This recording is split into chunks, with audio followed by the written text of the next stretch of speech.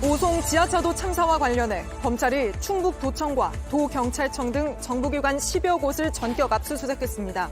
국무조정실 역시 충청북도와 행복청에서도 직무유기 혐의가 발견됐다며 12명을 추가로 수사 의뢰했습니다. 정부도 이번 참사가 정부기관과 공무원들 잘못으로 일어난 관제라고 본 셈입니다.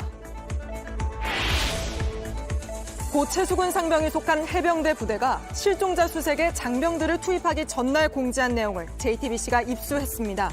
공지에선 구명조끼에 대한 언급은 없이 사단장이 현장 지도를 나눌 테니 복장을 통일하란 말만 강조했습니다. 정부가 4년 뒤 외국인 관광객을 지금의 10배, 3천만 명으로 늘리겠다는 목표를 세웠습니다.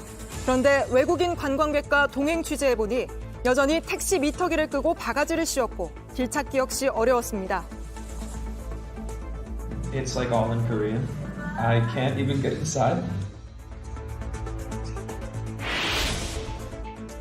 밝고 바르고 씩씩하게 한 교실에 붙은 교훈입니다. 이곳은 어린이 병원 학교입니다. 오늘 밀착 카메라는 소아암을 앓는 아이들이 병원에서 수업을 받는 현장을 다녀왔습니다. 시청자 여러분, JTBC 뉴스룸을 시작하겠습니다. 14명이 희생된 오송 지하차도 참사의 책임을 가리는 작업이 본격적으로 시작됐습니다. 검찰은 오늘 충청북도 도청과 도경찰청 등 정부기관 10여 곳을 대대적으로 압수수색했습니다. 국무조정실도 중대한 직무유기 혐의를 발견했다며 충북도와 행복청 관계자 등 12명을 추가로 수사 의뢰했습니다. 이번 참사가 단순 자연재해가 아닌 정부기관과 그 공무원들이 할 일을 제대로 했다면 막을 수 있는, 그러니까 관제라고 정부도 보는 셈입니다. 먼저 조혜연 기자가 수사 속보부터 전해드리고 수사로 밝혀내야 할 잘못들을 하나하나 따져보겠습니다. 검찰이 압수수색한 곳은 모두 10여 곳입니다. 충북경찰청과 충북도청, 시청, 행정복합도시건설청, 충북소방본부 등입니다. 오송 지하차도 참사와 관련 있는 기관 대부분이 포함됐습니다. 하천 관리와 다리 건설, 도로 통제, 그리고 현장 출동까지 참사 원인 전반을 살펴보겠다는 겁니다. 수사권 조정 이후 대형 참사는 검찰의 직접 수사 대상에서 빠져 있습니다. 이번에도 경찰이 먼저 대규모 특별수사본부를 꾸렸습니다. 하지만 검찰은 수사 범위에 있는 경찰의 비위를 파악하는 과정에서 관계기관의 책임 소재까지 확인할 수 있다고 보고 있습니다.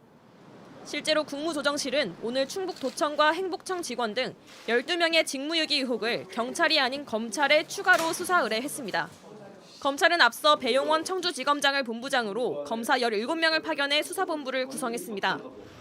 3년 전 부산 지하차도 침수 사고 당시 수사를 했던 검사도 포함됐습니다. 일단 오늘 압수수색 영장에 적시된 혐의는 업무상 과실치사인 것으로 파악됐습니다. 검찰은 수사를 진행하면서 이보다 처벌 수위가 높은 중대재해처벌법을 적용하는 방안에 무게를 두고 있습니다. JTBC 조혜연입니다. 보신 것처럼 국무조정실은 충북도와 행복청에도 직무유기 혐의가 있다며 12명을 무더기로 수사 의뢰했습니다. 제방이 무너지고 물찬 도로에 차들이 진입할 때까지 별다른 조치를 취하지 않은 점, 또 참사의 직접적 원인이 된 임시 제방을 제대로 관리 감독하지 않은 점 등을 문제 삼은 겁니다. 계속해서 윤정주 기자가 보도합니다. 불어나는 물에 나무는 빠르게 잠깁니다. 15일 오전 4시 10분 미호강 수위는 7.69m까지 올랐습니다. 홍수경보가 충북도에 전달됐습니다. 하지만 조치는 없었습니다. 부모님이 받는 그 문자 저희도 그냥 똑같이 받은 건데 그거가지고는 저희가 뭐 교통 통제를 하거나 그거를 판단할 만한 근거가 되죠. 7시 1분 물은 임시제방 위까지 차오르고 인부들은 모래를 퍼붓습니다. 다리 공사하느라 원래 제방은 허물었고 임시제방을 쌓았는데 높이가 1.56m 낮습니다. 기존 제방 높이로는 쌓을 수 없는 상황인 것이 교각 밑으로 제방을 쌓았기 때문에 그나마 1톤 모래주머니는 아래에만 쌓아 물살이 패이기 쉬운 구조입니다. 실제 이미 물이 새는 상황. 공사주체 행복청은 지자체에 경고했습니다. 하지만 충북도는 남일보듯 했습니다. 무슨 교가 범람할 우려가 있으니 청주에서 하라고 요청을 했다. 그러니까 우리 도도 알고 있어라. 그래서 알고 있었던 거죠. 제방이 무너지고 궁평 이지하차도에 물이 들어오기 시작할 시점에도 움직이지 않았습니다. CCTV 확인하셔서 발견해서 나가게 된 거죠. 도로관리사업소 기동반이 현장에 도착한 건 9시 15분. 다 잠기고도 30분이 지난 뒤였습니다. 갑자기 범람에 대응할 수 없었다고 항변하며 서로 책임을 미뤄온 두 기관은 이제 수사를 받게 됐습니다. JTBC 윤정주입니다. 어제 충북경찰은 참사 당일 순찰차 블랙박스 영상을 틀며 출근자 3명이 물에 잠기는 오송읍을 돌아다니며 조치하는 모습을 공개했습니다. 분명 일선 현장 실무자의 노고가 담겨 있었지만 오전 7시 58분에 지하차도를 막아달라는 신고는 들어왔었고 경찰이 그 현장에 없던 것 또한 분명합니다. 당시 경찰 내부에서 어떤 지시가 오갔던 건지가 검찰 수사의 핵심인데 이 내용은 정영재 기자가 취재했습니다. 오전 7시 14분 비가 쏟아지는 오송읍 거리를 순찰차는 돌아다닙니다. 차량을 통제하고 고립된 주민을 수색하기 위해 오갑니다. 오전 7시 58분 참사 현장이 위험하다는 최초 신고가 들어옵니다. 미호천교가 넘치려고 한다. 궁평 지하차도 통제가 필요하다는 내용입니다. 112 상황실은 이 신고를 순찰차 태블릿 PC로 전송합니다. 장소는 궁평 이 지하차도로 정확히 특정했습니다. 하지만 같은 시각 현장 경찰관은 다른 지역에서 도로를 통제하고 구조 신고를 확인하고 있습니다. 문제의 7시 58분 신고가 태블릿 PC로 전송이 안 됐다고 진술했습니다. 순찰차에만 전송이 안 됐다. 실제로 근무자들도 인지를 못했다고 하고요. 실제 오전 8시 1분 현장 경찰관은 수신이 전혀 안 되고 있다는 무전을 합니다. 112 상황실은 신고 내용을 태블릿 PC로만 전송한 뒤 따로 전화나 무전은 하지 않습니다. 상황실 직원은 신고 지점에 도착한 걸로 생각했다고 진술했습니다. 근처에 가면은 도착한 거로 여기여도 요런 데 가 있으면 도착한 거로 생각할 수 있지 않습니까? 그러면서 오전 8시 13분 112 상황실은 7시 58분 신고를 처리 종결 입력합니다. 국조실과 검찰은 이 대목을 출동하지 않고도 거짓 보고했다고 지목했습니다. 태블릿 PC는 왜 작동하지 않았는지, 112 상황실은 왜 따로 연락하지 않았는지, 무슨 근거로 신고 종결 처리했는지 밝혀야 합니다. 오전 9시부터 갑자기 들이닥친 검찰 수사관들을 보고 경찰관들은 당황했습니다. 특히 하위직 경찰관들이 더 억울해했습니다.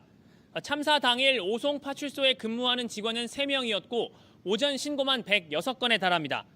경찰 수뇌부 그 누구도 제대로 된 지원이나 대비책을 마련해주지 않았는데 또 우리만 죄인이 된 게 아니냐 이런 분위기가 역력했습니다. 네, 일선 현장 실무자뿐 아니라 윗선에선 또 어떤 지휘가 있었는지도 당연히 살펴봐야겠죠. 오늘 압수수색은 어디를 집중적으로 했습니까? 네, 지금도 검사 3명과 수사관 12명, 15명이 10시간 넘게 압수수색을 하고 있습니다. 주로 112 상황실이나 재난대응부서인 경비과를 집중적으로 살펴보고 있습니다.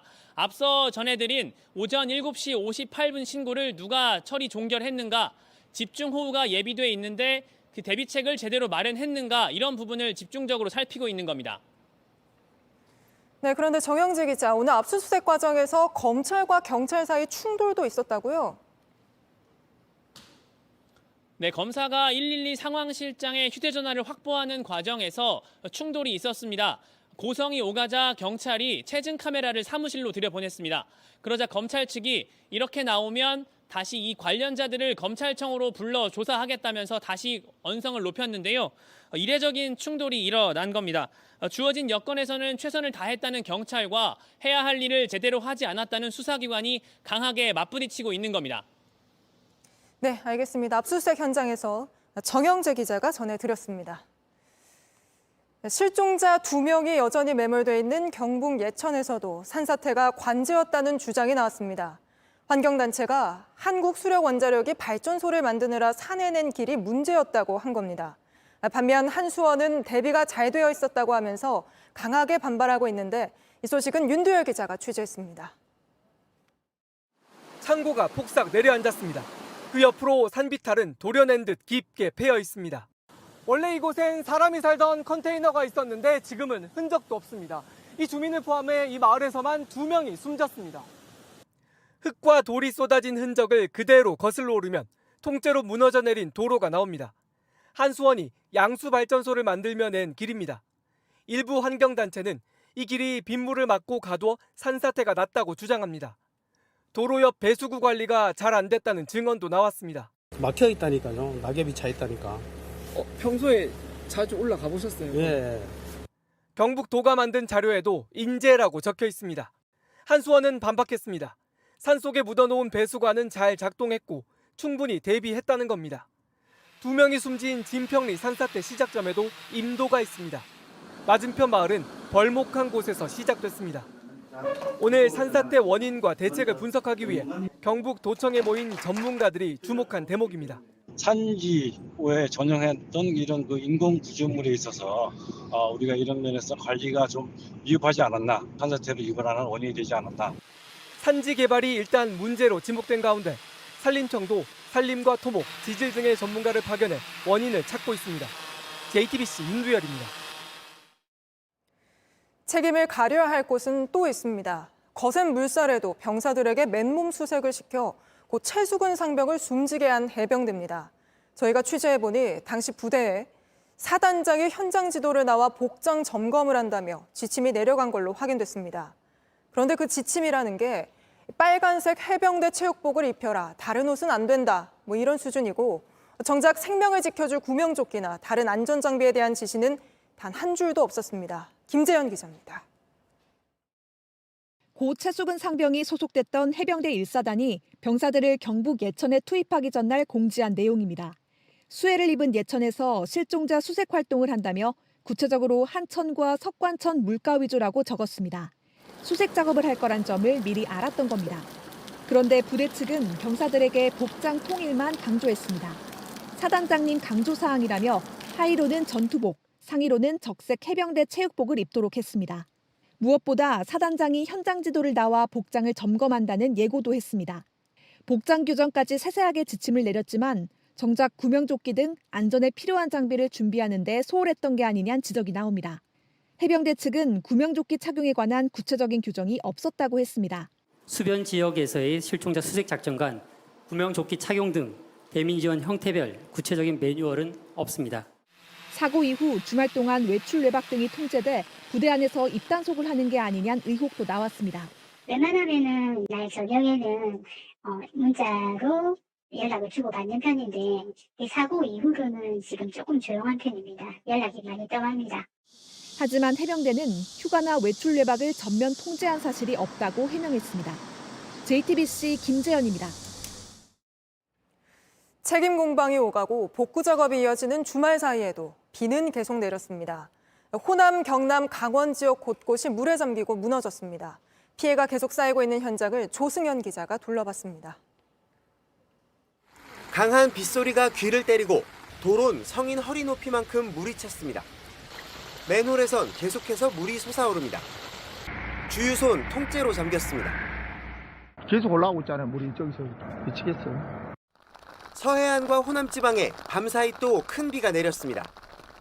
전남 무안군엔 오늘 새벽 1시쯤 시간당 61mm 폭우가 쏟아졌습니다. 목포는 어젯밤 11시부터 5시간 만에 136mm 넘는 강수량을 기록했습니다. 밀물이 가장 높은 만조까지 겹쳐 피해는 커졌습니다. 자동차 매매단지에 세워둔 중고차 수십 대가 물에 잠겼습니다. 광주에선 빈 상가 건물이 무너졌습니다. 나주에선 뒷산에서 쏟아져 내린 흙더미가 학교를 덮쳤습니다. 전남에서만 축구장 1,800개 넘는 농경지가 물에 잠겼습니다. 집에 고립됐던 주민은 소방대원 등에 업혀 탈출했습니다. 고생하셨어요. 비가 그친 곳도 그동안 머금은 물 무게가 문제입니다. 지난 주말 강원 춘천시 국도 20m 구간이 상수도 파열로 무너져 내렸습니다. 급히 복구하고 있는데 다시 비가 올까 걱정입니다. 다 물을 먹었기 때문에 그 흙을 제거시키고 공사 현장에 있던 발파석으로 내부를 다 치환을 한 상태고요. 내일 또 전국 대부분 지역에 비가 예보됐습니다. 호남엔 120mm 이상 많은 비가 내리는 곳이 있습니다. 특히 새벽부터 오전 사이가 고비입니다. JTBC 조승현입니다. 다음은 서울 신림동에서 발생한 묻지마식 흉기 난동 사건 소식입니다. 무차별적으로 흉기를 휘두른 조모 씨는 과거에도 처음 보는 사람에게 소주병을 내리쳐 다치게 했던 것으로 드러났습니다. 경찰은 조 씨의 신상을 공개할지 곧 결정합니다. 최연수 기자입니다. 30대 조모 씨는 지난주 신림동 번화가에서 길을 가던 남성 4명에게 흉기를 휘둘렀습니다. 이 가운데 한 명이 숨졌습니다. 그런데 조 씨가 13년 전인 20살 때 역시 신림동에서 비슷한 범죄를 저지른 사실이 드러났습니다. 조 씨는 2010년 1월 신림동의 한 주점에서 소주병으로 시비가 붙은 사람의 머리를 내리쳤습니다. 말리던 종업원들에게 깨진 소주병을 휘두르고 맥주잔으로 때리기까지 했습니다. 당시 재판부는 조 씨에게 징역 1년 6개월에 집행유예 2년을 선고했습니다. 그리고 13년 뒤 소주병으로 폭행을 했던 주점에서 불과 100m도 떨어지지 않은 곳에서 이번엔 흉기를 휘둘렀습니다. 사고 현장엔 피해자를 추모하는 사람들이 모였습니다. 피해자의 친구는 돌아올 수 없는 친구에게 미안하다고 했습니다. 전화라도 물어볼걸. 집 보러 간다고 이야기했을 때 같이 보러 가자고라고도 할걸. 해줄 수 있는 게 아무것도 없었어. 피해자의 한 지인은 자신이 신림동 쪽으로 이사를 권했다며 그 말을 하지 말았어야 했다고 후회했습니다. 시민들은 재발 방지를 요구했습니다. 범죄자 인권 문제 이런 관계가 많이 있다고 들었습니다만 앞으로 이런 사건이 재발되지 않도록 범죄자 신상 공개를 통해서 경찰은 이틀 뒤 심의위원회를 열고 조 씨의 신상 공개 여부를 결정합니다. JTBC 최연수입니다. 조 씨는 잔인한 범행을 저지른 직후 계단에 앉아 비정상적으로 태어난 모습을 보이기도 했는데 전문가들은 얼마 전 처음 본 또래를 살해한 정유정과 비슷하다는 분석을 내놓기도 했습니다. 반복되는 강력 범죄에 길을 걷는 것도 겁난다는 반응도 많습니다. 최지우 기자입니다. 지난 6월 정유정은 취재진 앞에서 고개를 숙였습니다. 제정신이 아니었던 것 같습니다. 죄송합니다. 자신이 무참히 살해한 20대 여성의 시신을 담으러 여행용 가방을 끌고 가던 모습과는 딴판입니다. 어제 취재진 앞에선 조 씨도 죄송하다고 했습니다. 그냥 저의 모든 게 예전부터 너무 안 좋은 상황에 있었던 게 제가 너무 잘못한 일인 것 같습니다. 아니 저는 그냥 쓸모없는 사람이 죄송합니다. 범행을 저지르고 경찰을 마주하고도 태어났던 것과는 달랐습니다. 두 사람이 비슷한 모습을 보인 겁니다. 정유정도 또래가 가지고 있는 그 삶의 행복을 내가 빼앗겠다. 그에 대한 분노가 존재를 했는 것이고 지금 이 조씨 사건도 반드시 사망에 이르게 해야겠다는 고의, 이 두 가지가 비슷하고. 시민들은 안타까운 마음입니다. 저도 여기가 집이 싸니까 어릴 때 여기 살았었는데 그분도 여기서 이제 집을 구하러 왔다가 당하셨다고 해가지고 마음이 안 좋더라고요. 잊을만 하면 터지는 끔찍한 살인의 공포도 큽니다. 그냥 뒤에 있는 것 자체에서 가끔 이제 혹시나 하는 마음에 뒤돌아보고 그냥 빨리 걷게 되고. 경찰은 지난해 1월 대응 TF를 만들었지만 뚜렷한 대책은 내놓지 못하고 있습니다. JTBC 최지우입니다. 서희초등학교 교사의 극단적 선택을 계기로 교사들을 보호할 대책이 필요하다는 목소리가 커지고 있습니다.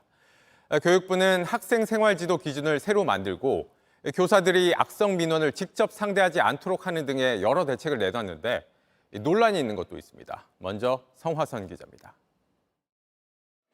수업 시간에 주의를 줬지만 학생이 계속 휴대전화를 사용해도 지금은 교사가 마땅히 제재할 방법이 없습니다. 하지만 앞으로는 교사가 휴대전화를 가져가 보관할 수 있게 됩니다. 교육부는 이 같은 내용을 포함해 생활지도 기준을 만들기로 했습니다. 구체적인 생활지도의 범위, 방식을 규정한 교육부 고시안을 8월까지 조속히 마련하겠습니다. 학부모의 민원에 대응하는 체계도 마련합니다. 교사가 학부모의 악성 민원에 직접 노출되지 않도록 대응팀을 따로 운영하기로 했습니다. 학부모와의 대화가 녹음되는 학교 전화기도 확대합니다. 또 무분별한 아동학대 신고만으로 교사가 직위 해제가 되는 걸 막고 정당한 교육활동은 아동학대에서 면책하는 법안도 빨리 통과할 수 있게 노력하겠다고 했습니다. 대책 중엔 논란을 불러온 것도 있습니다. 교육부는 학생이 교권을 침해했을 때 학생생활기록부에 남기겠다고 했지만 일부에선 교사를 상대로 한 후속 소송이 남발할 것이라고 지적했습니다. JTBC 성화선입니다. 정부와 여당은 학생 인권 조례를 손봐야 한다고 강조하고 있고 오늘은 대통령도 나서서 불합리한 조례를 고치라고 했습니다. 이를 놓고 자칫 학생 인권의 후퇴로 이어지는 게 아니냐는 우려도 나옵니다. 교사의 인권, 학생의 인권, 함께 지켜야 할 가치라는 겁니다. 이어서 박소영 기자입니다. 윤석열 대통령은 오늘 교권을 침해하는 불합리한 자치조례 개정을 추진하라고 지시했습니다. 대통령실 고위 관계자는 이에 대해 새로운 교권고시를 제정해 학생인권 조례에 포함된 독수 조항을 제거할 기준으로 삼으라는 지시라고 설명했습니다. 대통령실이 지목한 독수 조항은 차별금지와 사생활의 자유 등으로 보입니다. 차별받지 않을 권리 조항은 선생님들의 칭찬이나 질문을 차별이라고 주장하는 데 활용되고, 사생활의 자유 조항은 정당하고 즉각적인 학생 생활 지도를 어렵게 하고 있습니다. 하지만 교권보호 대책 중의 하나로 학생인권 조례 일부를 독수 조항으로 몰아가는 것은 우려스럽다는 목소리가 나왔습니다. 자칫 정치적 공방이라든가 진영 논리로 이렇게 흐르는 것에 대해서 반대를 하고요. 재발 방지를 위한 법적 제도적 정비. 학생 인권과 교권 침해의 연결고리가 명확하지 않다는 지적도 나옵니다. 학생 인권 조례가 있는 시도는 7곳인데 교육부가 교권 침해 건수를 집계한 결과 반드시 비례하지 않다는 겁니다. 교육부도 지난해 연구 보고서를 통해 학생과 교사의 권리 관계를 대립적으로 규정하는 것은 수업 방해의 근본적인 해결책이라고 볼 수 없다고 했었습니다. JTBC 박소연입니다.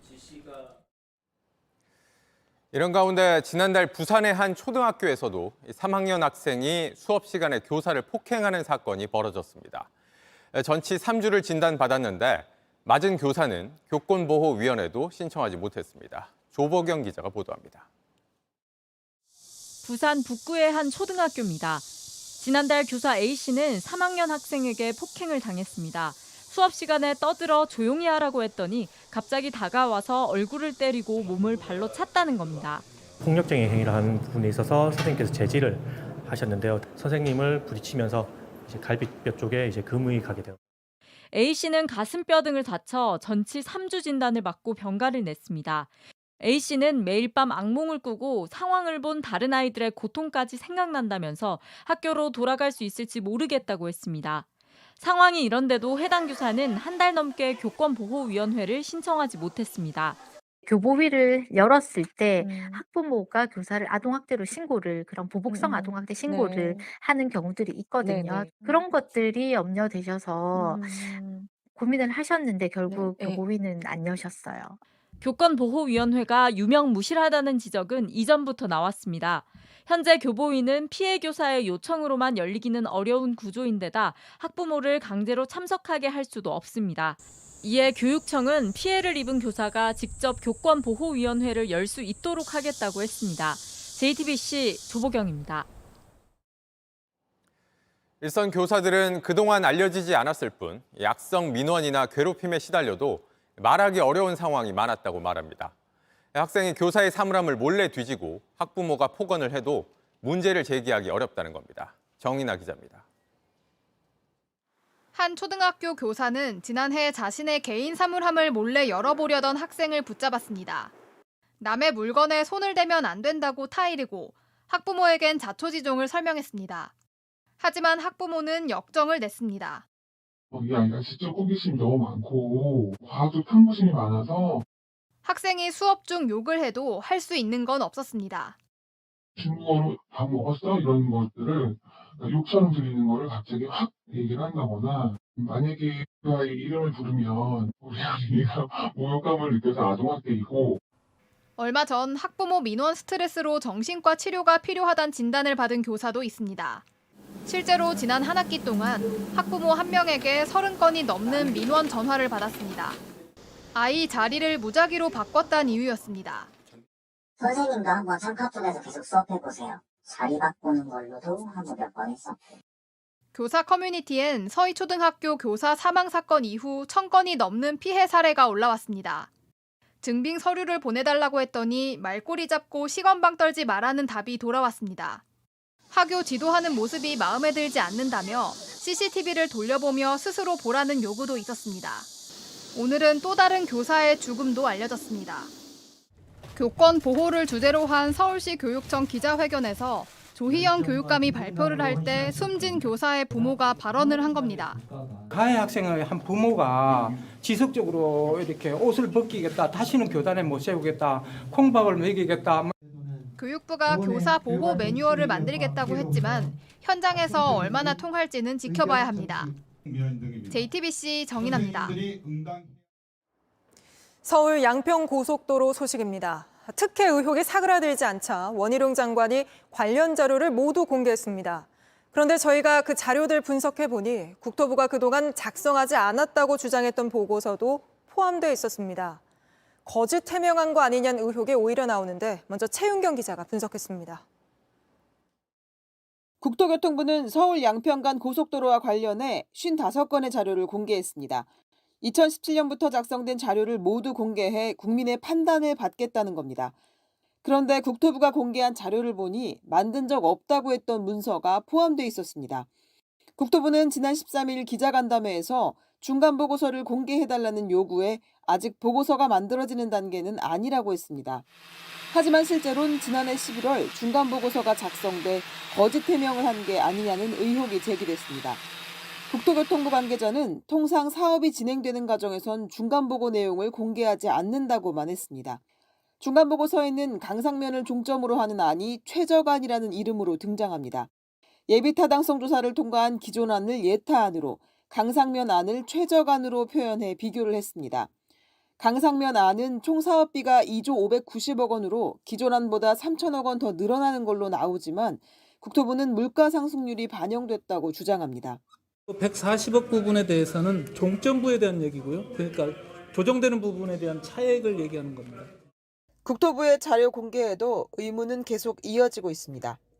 JTBC 최윤경입니다. 자료를 공개한 국토부는 원희룡 장관이 사업을 백지화하겠다고 선언한 건 일종의 충격요법이었다며 사업을 재추진할 가능성을 내비쳤습니다. 하지만 그러면서도 명확하게 다시 추진할 거라고는 하지 않았습니다. 이런 국토부의 모호한 태도에 양평 주민들은 또 한 번 분통을 터뜨렸습니다. 주민들 반응은 김민 기자입니다. 홈페이지에 양평 고속도로 자료를 공개하면서 국토부는 정상화할 수 있도록 최선을 다하겠다고 밝혔습니다. 이 때문에 오늘 이용욱 국토부 도로국장이 진행한 관련 브리핑에선 백지화에서 사업 재개로 입장이 바뀐 거냐는 질문이 나왔습니다. 이러자 이 국장은 원희룡 장관의 백지화 선언은 어떻게 보면 충격요법이라고 말했습니다. 그러면서 의혹이 해소되면 사업을 재개하겠다고 얘기했던 것이라고 덧붙였습니다. 백지화 선언 이후 17일간 항의원 수막과 집회를 열었던 주민들은 분통을 터뜨립니다. 아니 장난치는 것 같잖아요. 그러면 국민 입장으로는 안 좋지 않을까. 다 화는 나겠죠. 밀어붙일 수도 없고 반박할 수도 없는 상황이니까 그냥 그런 식으로 변명을 낸다 그럴까? 말에 실수가 있는 것 같고 어폐가 있는 것 같고. 하지만 국토부는 명확한 입장을 내놓지 않고 있습니다. 이용욱 국장은 간담회에서 재검토냐 중단이냐를 두고 실무자 차원에서 미세하게 따져보고 있다고 말했습니다. 이 같은 정부의 모호한 태도가 주민들 간의 갈등을 키우고 있다는 지적도 나옵니다. 사실 좀 혼란스럽죠. 저희가 지금 사실은 주민들이 대부분 다 반대를 하는데 지금은 당장 뭐 딱히 할 수가 없잖아요. 양평 강서면 쪽에 되기를 원하는데 또 양수리 사람들은 양수리 되기를 원하죠. 국토부는 원희룡 장관이 내일 모레 국회에 출석해 사업 재개에 대한 입장을 직접 밝힐 예정이라고 말했습니다. JTBC 김민희입니다. 국가보훈부가 현충원 홈페이지에서 고 백선엽 장군의 친일 행정 문구를 삭제했습니다. 그러자 이번엔 유관기관인 광복회가 원상복구하라고 반발했습니다. 김지아 기자입니다. 현충원 홈페이지에 있는 온라인 참배란입니다. 백선엽 장군 내역에 친일 반민족 행위자로 결정됐다는 문구가 있었지만 보훈부는 이 문구를 삭제했습니다. 법적 근거 없이 공적과 관계없는 문구를 기재했다며 국립묘지 설치 목적에 부합하지 않는다는 겁니다. 보훈부는 백선엽 장군의 친일 여부도 불분명하다고 밝혔습니다. 박민식 보훈부 장관은 백 장군이 간도특설대에 복무한 것은 사실이지만 독립군을 토벌했다는 객관적 자료는 없다고 주장했습니다. 하지만 2009년 이명박 정부 시절 대통령 소속 친일규명위원회가 백 장군의 일제시대 간도특설대 이력 등을 근거로 친일 행위자로 분류했습니다. 유관기관인 광복회는 보훈부가 법적 절차적 논의와 국민적 공감대 없이 일방적으로 삭제했다며 원상복구하라고 강하게 반발했습니다. 앞서 지난 6월 윤석열 대통령의 멘토로 알려진 이종찬 전 국정원장이 광복 회장으로 취임한 바 있습니다. JTBC 김지아입니다. 최근 정체를 알 수 없는 국제 우편물이 전국 곳곳에 배송돼 여러 걱정을 낳았는데 정부가 현재까진 테러 연관성을 찾지 못했다고 밝혔습니다. 또 처음으로 신고가 접수된 울산 장애인 복지시설에 배송된 우편물에서도 방사능 등 유해 물질은 나오지 않았고 다른 679건의 수상한 소포에서도 마찬가지였다고 설명했습니다. 다만 정부는 대응 체제를 유지하고 있다며 이런 우편물이 배송되면 112나 119에 신고해달라고 당부했습니다. 이런 가운데 중국 정부는 한국 측 요청을 받아 현재 관련 조사를 진행하고 있다고 설명했습니다.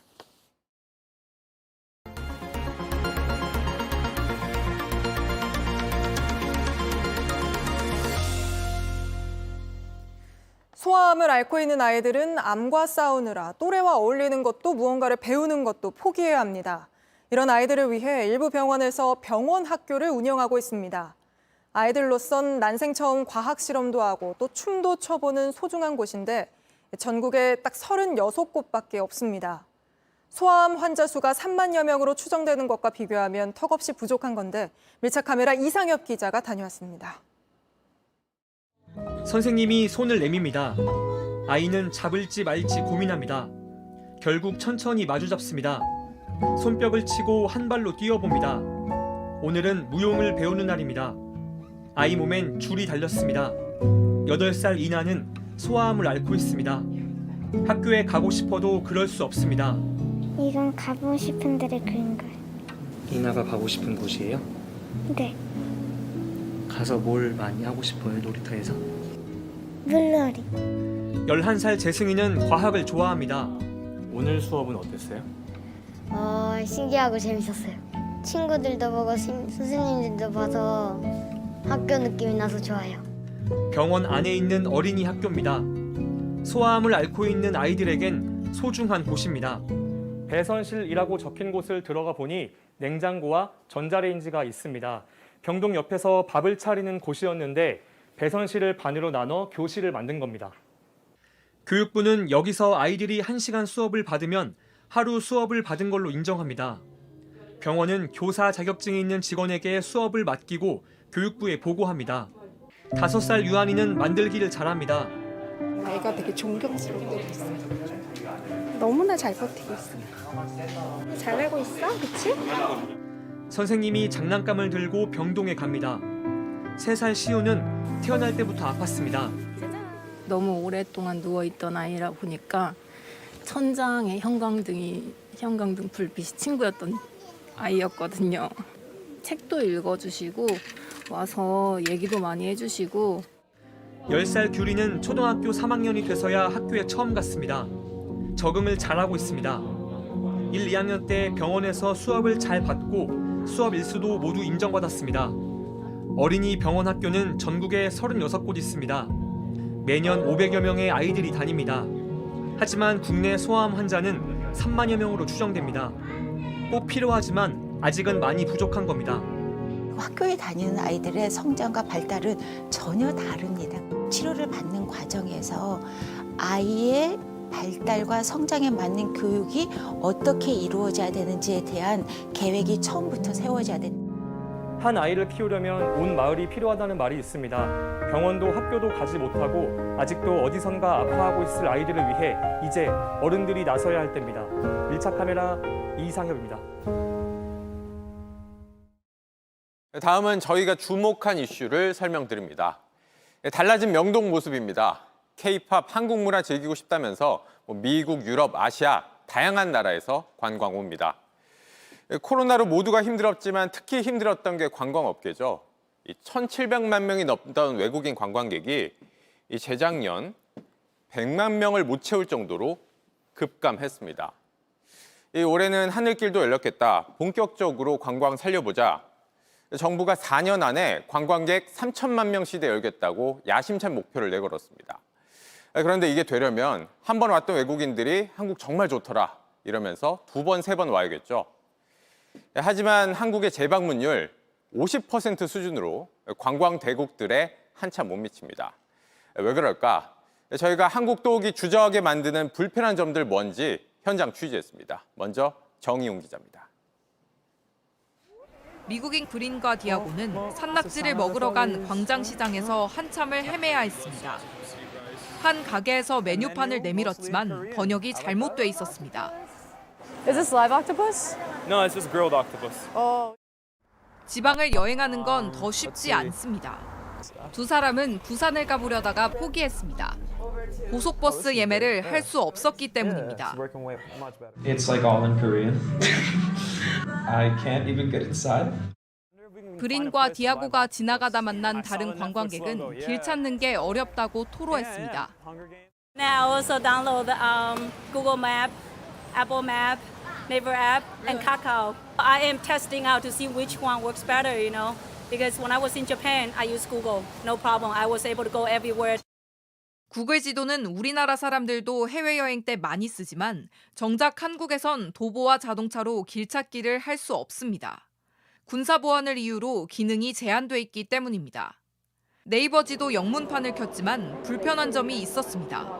I was so confused and I was a little bit lost. I put in an address, I type in English, right? It doesn't translate. 관광대국에 비해 관광 코스도 잘 짜여져 있지 않습니다. 미국인 관광객 나대지는 한국에 머무는 열흘 동안 서울에 박물관이 있는지 몰랐다고 합니다. Promotion of touristy events, so like a list of like the most popular tourists for foreigners to check out, or even if they have like a traveling exhibit, you could say, "Oh, make sure you check out this if you're going to be in Korea on this time." 프랑스 파리의 문화협회는 파리 뮤지엄 패스를 만들어 파리의 박물관 등 명소 50곳 이상을 무료로 입장할 수 있게끔 관광객을 유치하고 있습니다. JTBC 정희윤입니다. 그런가 하면 바가지 장사에 당해본 적이 있다는 외국인 관광객도 적지 않습니다. 화장품을 원래 가격보다 비싸게 파는가 하면 택시 미터기를 끈 채 2배 요금을 부르는 일도 여전합니다. 이어서 김도훈 기자입니다. 미국인 관광객 나대지는 며칠 전 택시를 불렀습니다. 그런데 택시 기사는 미터기도 켜지 않고 그대로 출발했습니다. I noticed that the meter wasn't running, so I wanted to ask him, about the meter. He just didn't say anything. 출발 전 앱으로 확인한 예상 금액은 9,000원이었지만 도착 후 택시 기사는 2만 원을 달라고 했습니다. And I said, so how much is it? And he said it was going to be 20,000 won. I told him, I said, no, it said 9,000 on the app. And he was like, okay, 9,000. That was kind of a bit shocking. 코로나 거리두기가 풀리면서 다시 외국인들로 북적이는 서울 명동거리입니다. 그런데 관광 1번지라는 명성이 무색할 만큼 외국인 관광객들의 바가지 요금 피해 신고가 많습니다. 한 중국 교포는 관광을 하러 이곳을 찾았다가 황당한 일을 겪었다고 합니다. 20%라고 써 있어가지고 좀 많이 샀어요. 근데 가격이 29,000원이 나와가지고 내가 생각한 계산이 또 안 똑같은 거예요. 그래서 가서 봤더니 20%를 아니고 10%를 준 거예요. 바가지에 당했다며 경찰에 도움을 요청하는 외국인도 늘고 있습니다. 요금 과다 결제나 아니면 원치 않는 상품을 강매해서 바가지를 쓰여가지고 그거를 판매하는 불편 신고가 하루에도 2건에서 3건씩 접수되고 있습니다. 상인들 사이에선 몇몇의 바가지 상술 때문에 모처럼 활기를 되찾은 명동 상권이 타격을 받을까 우려하는 목소리가 나옵니다. JTBC 김도훈입니다. 프로축구에서 입단 대가로 에이전트가 선수들에게 돈을 뜯어간 사건을 검찰이 수사하고 있습니다. 저희가 취재해보니 2부 리그뿐만 아니라 1부 리그에 진출한 선수 중에도 피해자가 있었습니다. 이서준 기자가 피해 선수를 만나 이야기를 들었습니다. 연세대 출신인 전모 씨는 2018년 프로축구 K리그 1부인 대구FC에 입단합니다. 전 씨의 에이전트 최모 씨는 돈을 요구했습니다. 계약금 중에 5천만 원은 이제 인사 목적으로 해야 된다. 그거 아니면 계약을 못한다. 2천만 원은 구단 관계자, 3천만 원은 연대 감독님. 결국 계약금으로 받은 7천만 원 가운데 5천만 원을 최 씨 계좌로 보내야 했습니다. 들어오면 바로 입금해라. 나온 날도 들어왔으니까 빨리 바로 입금해. 최 씨는 연대 축구 감독이던 신모 씨에게 3천만 원을 건넸습니다. 하지만 구단에 인사차 준다던 2천만 원은 자신이 챙겼습니다. 최 씨는 강요하진 않았다고 주장합니다. 제가 보내라고 강요한 것도 아니고 저도 좀 고생한 면이 있으니까 제가 욕심이 나서 이렇게 2천만 원을 썼다고 말씀을 드렸어요. 경찰에서 수사에서도. 신 씨 측은 기부금이라 생각하고 받았다는 입장입니다. 하지만 검찰은 프로 진출을 빌미로 돈을 뜯어간 것으로 보고 있습니다. 검찰은 앞서 최 씨가 선수에게 받은 뒷돈을 건네받은 혐의로 2부 리그 안산FC의 임모전 감독을 구속했습니다. 검찰은 1부 리그 입단 과정에서도 전 씨처럼 피해를 본 선수가 더 있는지 확인하고 있습니다. 한 차례 구속영장이 기각된 최 씨에 대해선 지난주 구속영장을 다시 청구했습니다. JTBC 이서준입니다. 러시아가 우크라이나 최대 곡물 수출항인 오데사에 집중 공세를 퍼붓고 있습니다. 이번 공습으로 20명이 넘게 숨지거나 다쳤고 200년 된 세계문화유산까지 파괴됐습니다. 백희영 기자입니다. 우크라이나에서 두 번째로 큰 성당 지붕이 뻥 뚫렸고 일부는 철근만 남았습니다. 러시아가 우크라이나 최대 곡물 수출항 오데사를 공습했는데 지은 지 200년이 넘은 세계문화유산까지 폭격을 받은 겁니다. У меня ребенок тут учился. Мы посещали этот храм. Тут чудесное духовенство. Просто надо людям перестать быть такими жестокими. 13년 전엔 러시아 정교회 수장이 이 성당의 축성까지 할 정도로 러시아와 가까웠지만 미사일 공격을 피하진 못했습니다. 이번 공습으로 1명이 사망하고 어린이를 포함한 21명이 다쳤다고 외신들은 보도했습니다. 일주일 전 흑해 곡물 협정을 중단하기로 한 러시아가 연일 오데사에 공습을 퍼붓는 건 우크라이나 곡물 수출을 원천 봉쇄하기 위한 걸로 보입니다. 젤렌스키 우크라이나 대통령은 오데사를 향한 러시아 측 테러에 대한 보복을 경고했습니다. 하지만 푸틴 러시아 대통령은 루카셴코 벨라루스 대통령을 만나 우크라이나의 대반격을 폄하했습니다.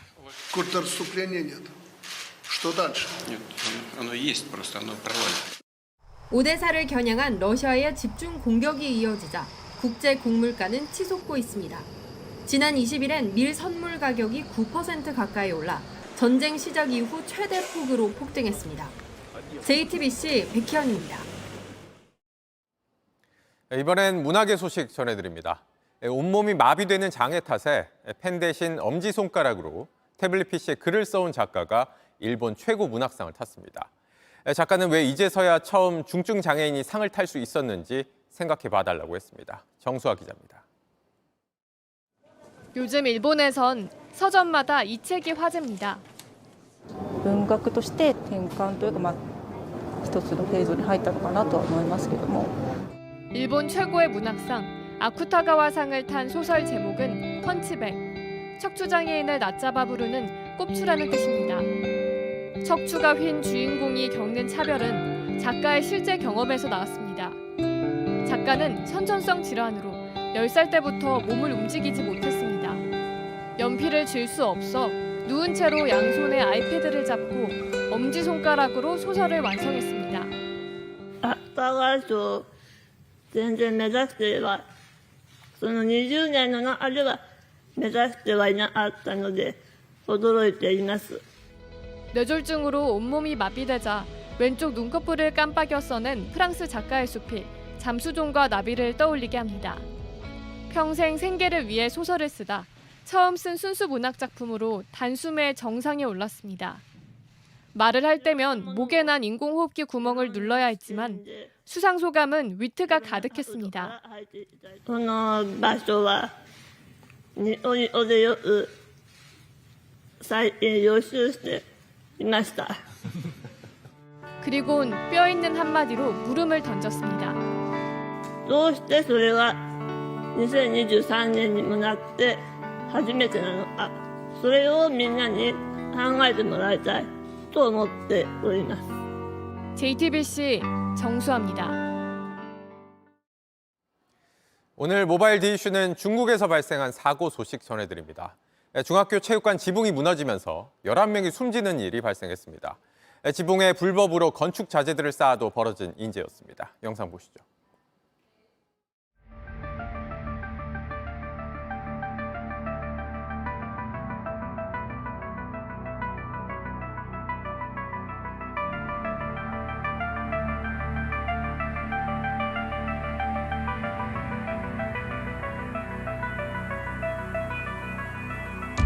同学们，友人们。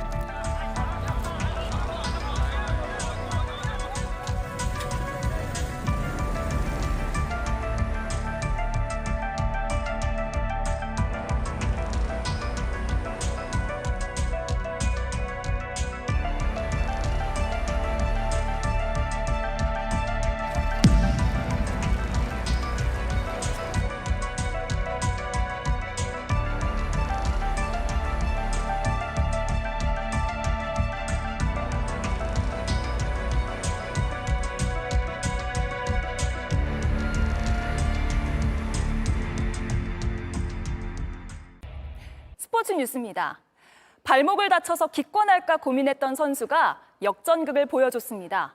가장 오래된 골프대회 디오픈에서 한국인 최고 성적도 갈아치웠는데요. 21살 막내 김주형이 털어놓은 준우승 비결은 무엇이었을까요? 오선민 기자입니다. 유유히 홀컵 옆을 스쳐 지나가고 딱 한 뼘을 앞두고 멈추는 야속한 공에 흔들릴 법도 했지만 김주영은 꿋꿋했습니다.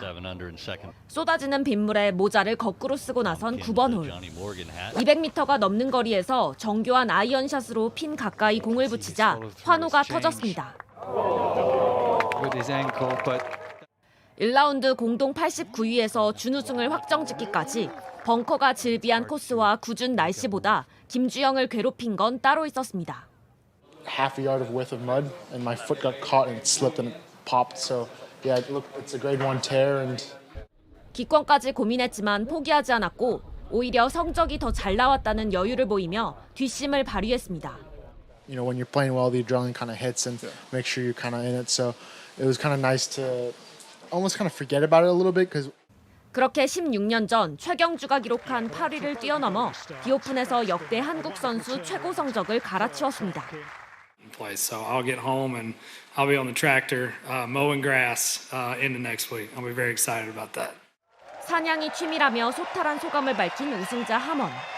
160cm대 키에 왼손잡이인 낯선 미국 선수는 영국 팬들의 야유를 견뎌내고 생애 첫 메이저 대회 우승컵을 들어올렸습니다. After I made the second bogey yesterday, a guy, when I was passing him, he said, "Harmon, you don't have the stones for this." That helped. 비거리가 짧아 한 방은 부족했지만 3m 안에서 시도한 퍼트 59번 중 58번을 성공시킨 꾸준함으로 디오픈의 주인공이 됐습니다. JTBC 오선민입니다.